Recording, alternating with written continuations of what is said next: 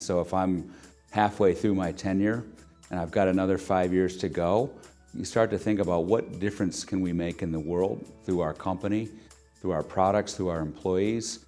And so you go from being, I'll call it tactical and just figuring out the job, to being strategic and how can I help us live out our purpose.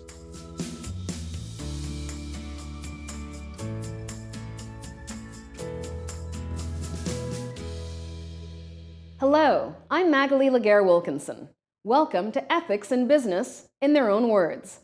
To celebrate the 5th annual Global Ethics Day in October 2018, ACCA, the Association of Chartered Certified Accountants, has teamed up with Carnegie Council and CFA Institute to produce this interview series.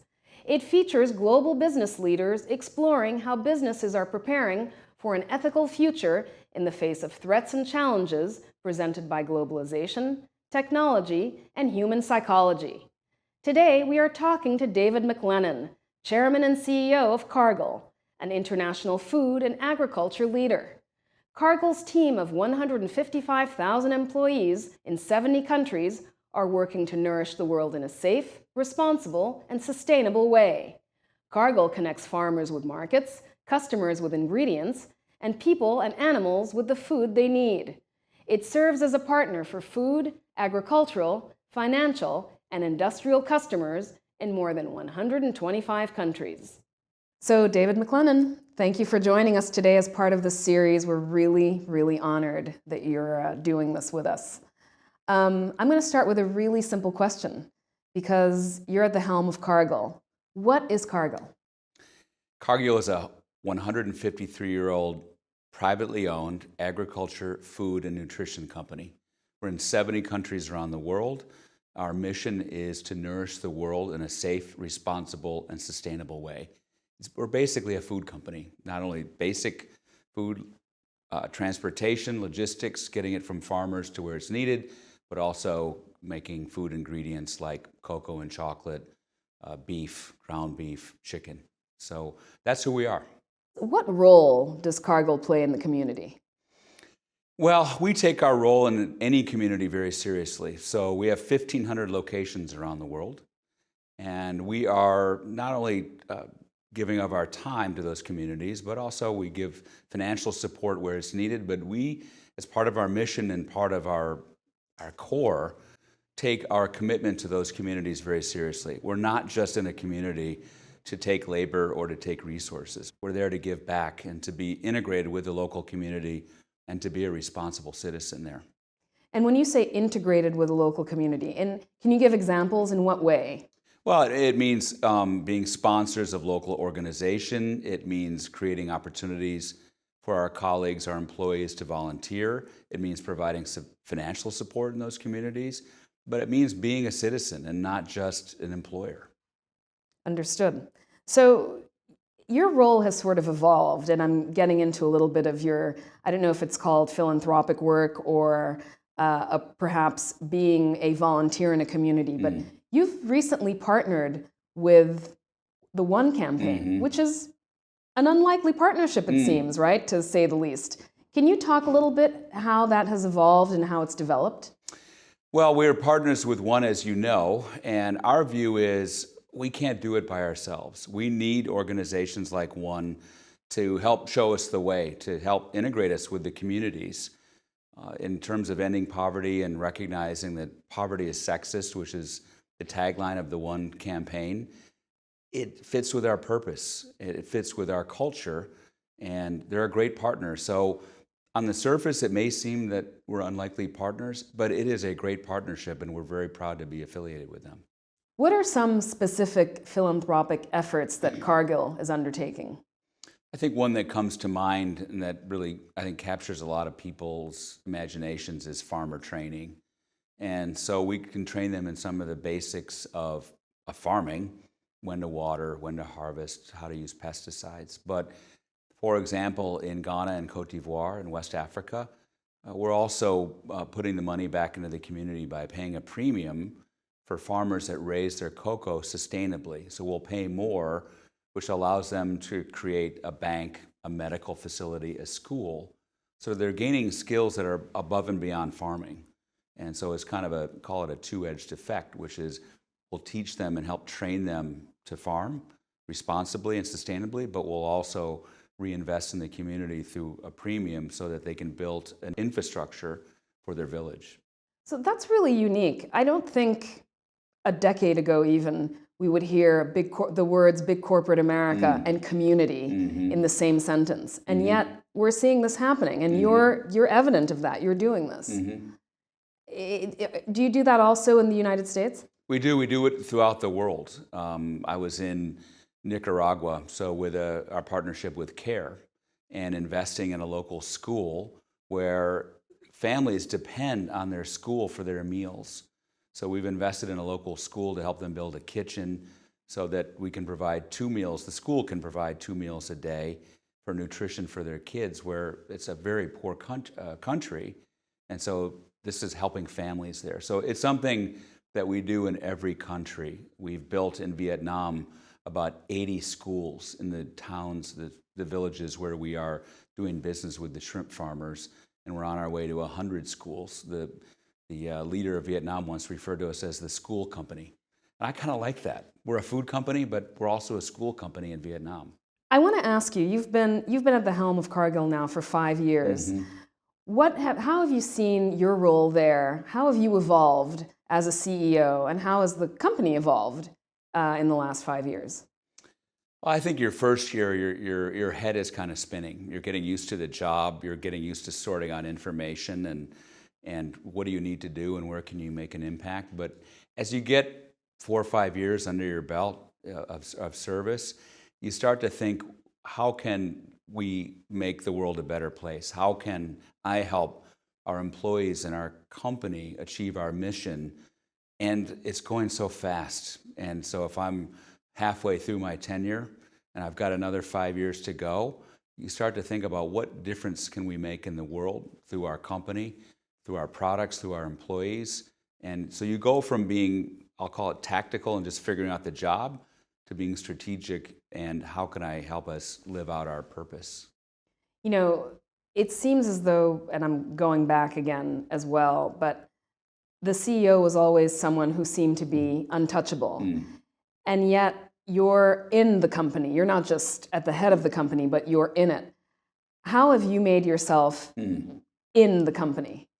I really work hard on accessibility. For example, even in our headquarters, I try and eat lunch downstairs at least once a week. We have a community table where we invite anybody who wants to eat lunch and you don't know each other, and I'll go and sit at that table.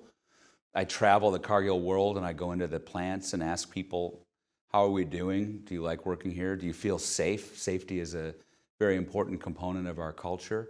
I just think authenticity and transparency, accessibility for all of our leadership team is a value that we place a lot of importance on. People want to know who's running this place. It's not just me, it's also our top leadership team. What are their values? What do they believe in? And hopefully touch them in some way that makes them feel valued and makes them feel important.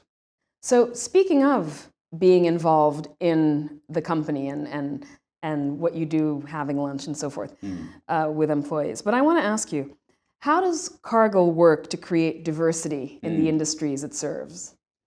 There's a lot of different things we're doing, and it's something that is very important to me personally. So our leadership team out of 9 has 3 women on it, and it's the first time in Cargill's history that we've had women on our top leadership team.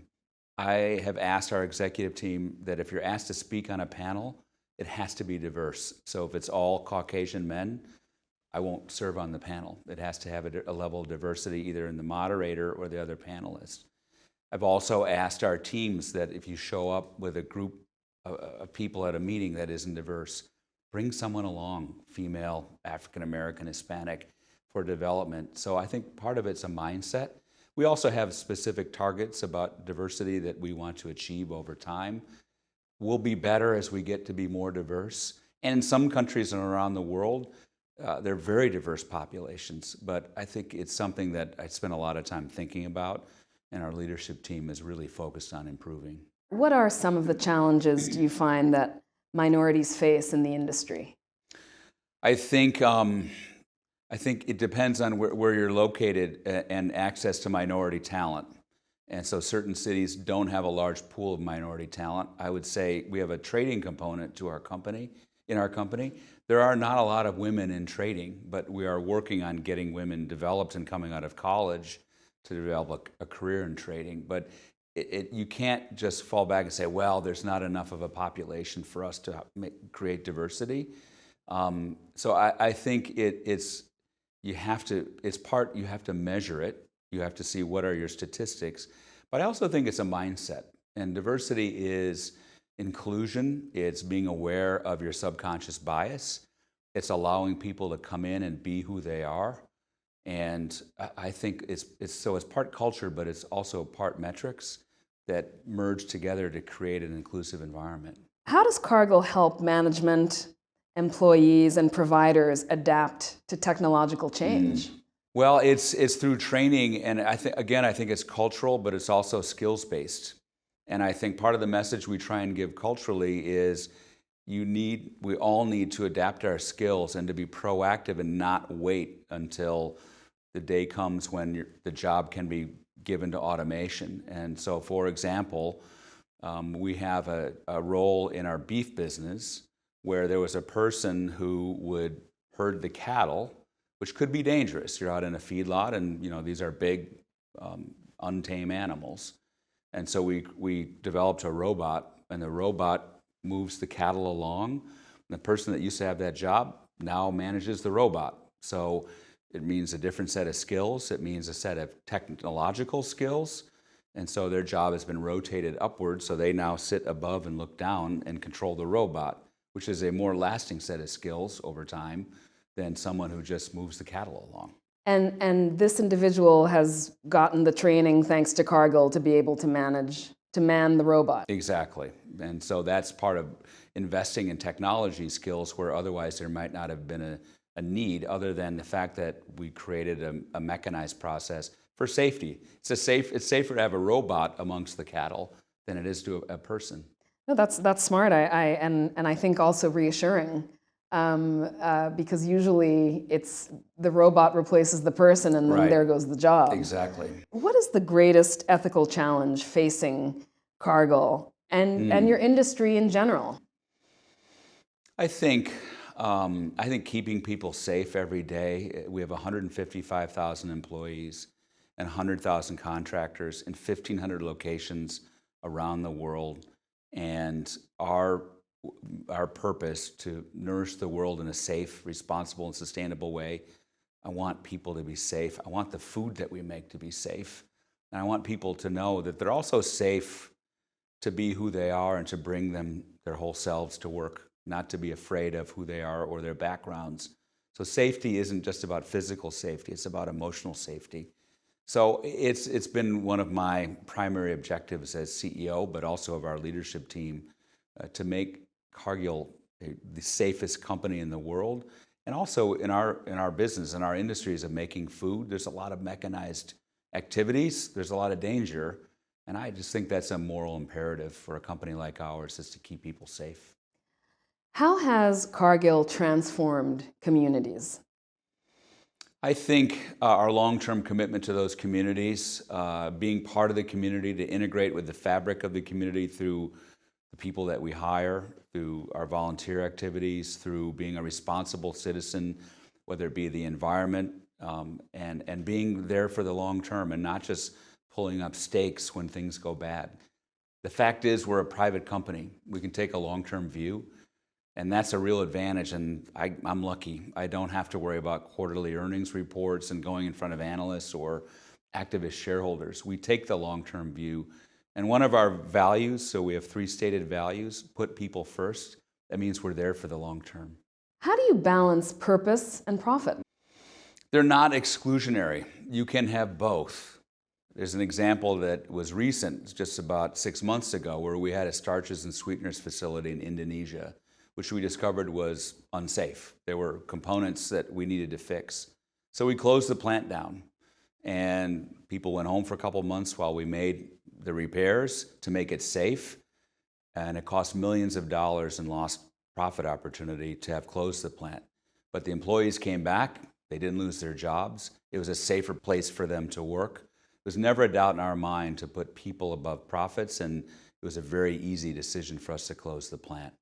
You're in over 70 countries around the world, and you're doing right by the people. But there are certain governments that operate in different ways than others.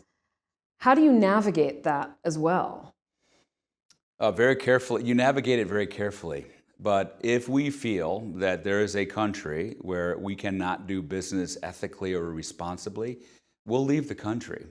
In most cases, you create very close relationships with local governments.